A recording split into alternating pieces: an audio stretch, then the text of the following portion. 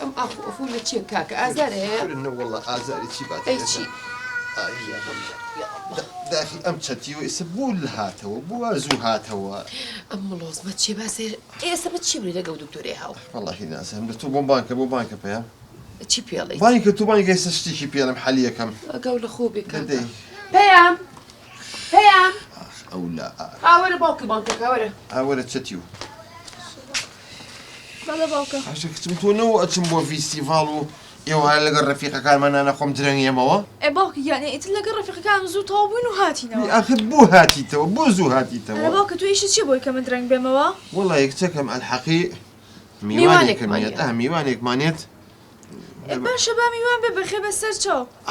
ئافرم یاخواوەنە عاقڵی بەس کە میوانەکە هات تووشی شۆگ نەبیت ها بۆ باوکە میوانەکەمان شێتە؟ بابەشێتی چی دکتۆرە دیێرینە یان دکتۆرێکی زۆر کۆنا؟ نەنە ئەوەی کە قاچی منی عملیات کرد بەستی ئەوەیە بەس باوکە تۆ قاچە ئای بیچی بۆچی دکتۆرێ بۆ ماڵەوە بۆ لەو ئەی دێ و بانجوێت خۆیەتی نابێت سەیرم کە نابێت بزانم وازم چۆنە بۆ ئەوەیە هەر نیم سەعات دەگێت و ئەڕوا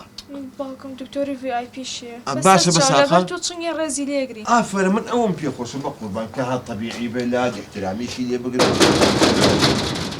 باوکە ڕۆب لە هاتەوە کاکە مەکە باوکە جان تۆ ناتوانانی وەرە پێ کجا بخۆم لێگەڵ ماڵی خۆمان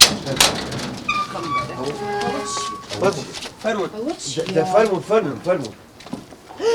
کاکە و بەکرە یاخوا بەخێر بێنەوە سەر چاوە السلام عليكم سەر چاوەکەم ئەو بەخێر بی باش حاڵ باشی بەکر ئەوە خانۆکەیە بەکرەمە چییە؟ وڵی باوکە ژان ئەوەی ڕاستی بێ ئەوە خونچەخانە هەچەند جوانە ئەڵڵاه زانیی بەکر و ئەمانە نەما ئەو بڵێ بەلی ئەومانە وڵی باوکە لەگەر ڕێز و حرمەتمان ئەوە خونچەخان ئاسەن جوانە ئەوە خێزانە تازەی خاڵە بکرێ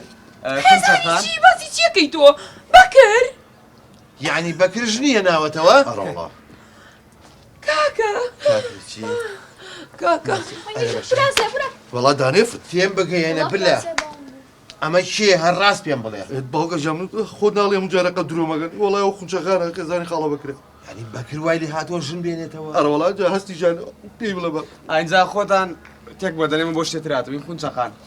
ئەوە حەقیقەکەیەتی دوو ژووری تری شێ لە ژوورەوە زۆر بەدڵتە بێ یەک دەقەمادا محەممەد یاخوا بە خێربی سەر چاو بە خێربی یاخوا چیوە باوکە؟ ئەوە جەڵدەیە بە غیبی هاتوو بۆ من